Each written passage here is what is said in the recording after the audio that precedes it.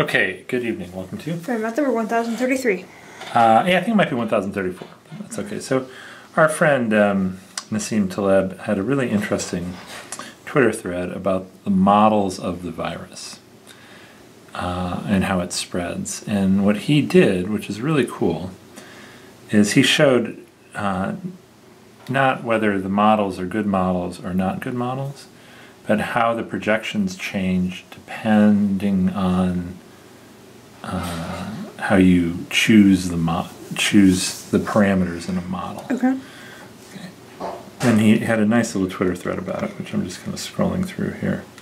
So he says his profession is finding holes in models. So he likes to find out where models break or don't work. Okay. And so he says that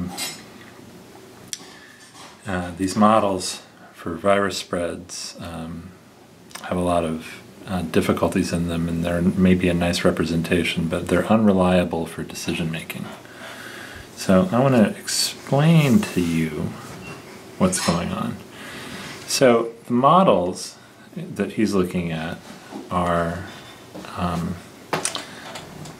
something called differential equations, which you've not ever seen before. Yeah. But the interesting thing is they just really have two parameters, this B parameter and this L parameter. And so the first thing we're going to do is we're going to change the L parameter. So here L is going to go from 1 to 11, skipping by 2, so it's going to be 1, 3, 5, 7, 9. Yep.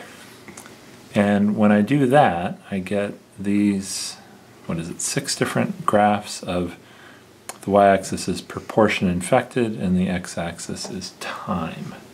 So what can you tell me about these graphs? Well, so this is how this, whatever L is, and we don't know what it is, but when we change L, we get these different graphs. So what do you see here? so they all seem to be peaking at the same time. They all have their crests all happen at this one moment. Okay. So that's constant, but they're really spread out. You can see they also all touch the x-axis at a different place, but they all, after maybe like 60 time, they all end up at the x-axis. Okay, great. What else? Tell me something else that you see that's different about them. So let's see, this one, the bottom one sort of goes straight down. It has like the steepest, it reaches the x-axis the furthest. And Yeah, I probably didn't do a very good job graphing these. They all probably start down here around 0 with nobody infected, and then the infections happen quickly. So pretend those all extend down to 0. Right. So the first blue graph peaks really early and then just drops right back down. Okay. And once you get up to the brown graph, it sort of takes a longer path. It's more gradual. Okay.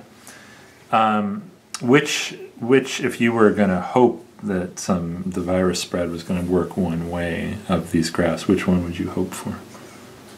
Probably the blue one, since you seem to have the least people infected. Okay, least people infected. And that number drops to 0 very fast. Yeah. And so the problem is we don't know what this L parameter is for this virus. And the problem is if it changes, And the models can really change. the models can really change. So now let's look at what happens when we change the other parameter, the B parameter.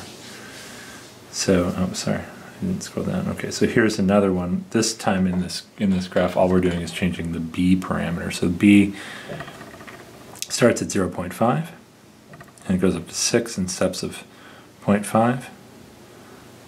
So actually I have a lot more here. I just copied what Nassim was doing. Let me just have it go up to 3, so I'll eliminate some of them to make it easier to see. Okay. All right. So what can you tell me about what's happening with the virus spread here? So on your lowest graph, the blue one again, they all start at the same place, but the blue one goes up a very small amount and then ends back down. It looks like it takes the longest to end, sort of reach the x-axis. Once you get up to the red one, it peaks very early and then goes down very fast and then sort of has this curve at the end. Mm-hmm. So if you were going to try to make the spread look like one of these, which one would you pick here? Well,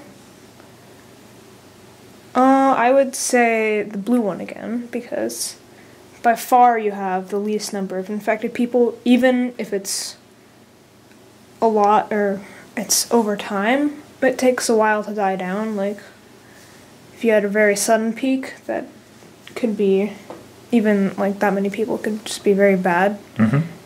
I mean, you just want less people infected. Yeah.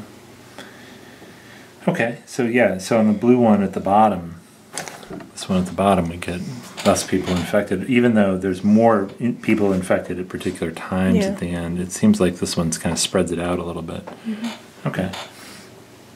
But the point Nassim's trying to make about this model for decision making is we actually don't know what these parameters are, and we're trying to do modeling on this. And we don't know. We don't know what this is going to look like or this is going to look like, but we do know from looking at them which ones we want it to look like. Yeah. So what do you think are some things you can do to either make it look like this one, without even knowing how these models work at all, and not even knowing what differential equations are? How do we make it so that like as few people get it as possible, or really a small number of people get it, but maybe it's spread out over time? What do you think some things you would do to try to stop the spread of a virus? Well, you could use like social distancing techniques, isolating people that have it so they can't infect other people. Uh-huh. Maybe preventing travel so people who have it just really can't spread it at all. Yeah. No, to other places. Those are good ideas. Definitely good ideas. But yeah, so it's interesting to see these models, and this is an important lesson from the scene, that you've got to like really see what the different answers that your model produces for different inputs, and if the results are all over the place, like what we're seeing here, it's tough to use the models for decision making. All right, good job, hun.